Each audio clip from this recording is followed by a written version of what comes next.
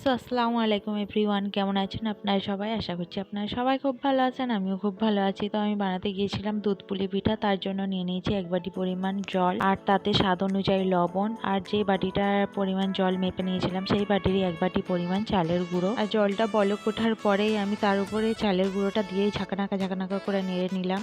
তারপর এটাকে রেস্টে রাখলাম। সেই ফাঁকে আমি নারকেলগুলো কুড়িয়ে নিলাম।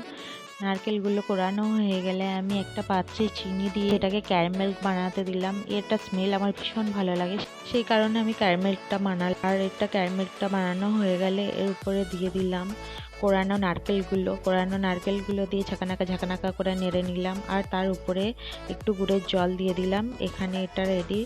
তো এখানে আমি আটাগুলো ভালো করে মেখে নিয়ে ওটা পুরো সেট হয়ে গিয়েছে। তো ওটার একটা বড় ডো বানিয়ে নিলাম। তো ডোটাকে এবার বেলে নেব। বেলার সময় না আপনারা ডোটাকে যে কোনো শেপেই বেলতে পারেন, আপনি টেরা বেঁকা যেমন পারেন তেমনভাবেই বেলবেন। বেলার পরে না এটাকে না একটু মোটা করে বেলতে হবে, খুব পাতলা করলে পিঠেগুলো ভেঙে যাওয়ার সম্ভাবনা থাকে। তো তারপরে বেলার পরে আমি একটা গ্লাসের সাহায্যে এগুলোকে শেপ দিয়ে নিচ্ছি। তো শেপ দেওয়া, এখন গ্লাসের সাহায্যে শেপ দেওয়ার কারণে প্রত্যেকটা পিঠেই না সমান পরিমাণ হবে আর দেখতেও ভালো লাগবে।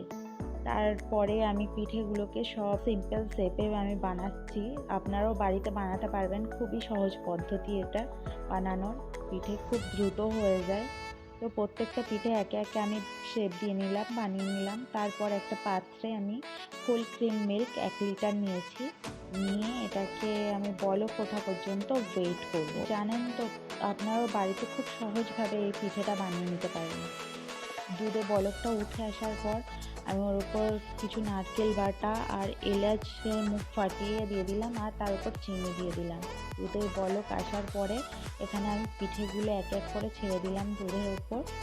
আর যখন পিঠেগুলো ছেড়ে দিয়ে না এটাকে আলতো হাতে একটু নেড়ে দিতে হবে একবার, কারণ কি পিঠেগুলো অনেকটাই নরম হয়ে আছে, কাঁচা আছে। তো বেশি নাড়াচাড়া করলে পিঠেগুলো ফেটে যাওয়ার সম্ভাবনা থাকে। যখন পিঠেগুলো এইভাবে ওপরে ভেসে উঠবে না তখন ভাববেন যে আপনার পিঠে রেডি সার্ভ করার জন্য।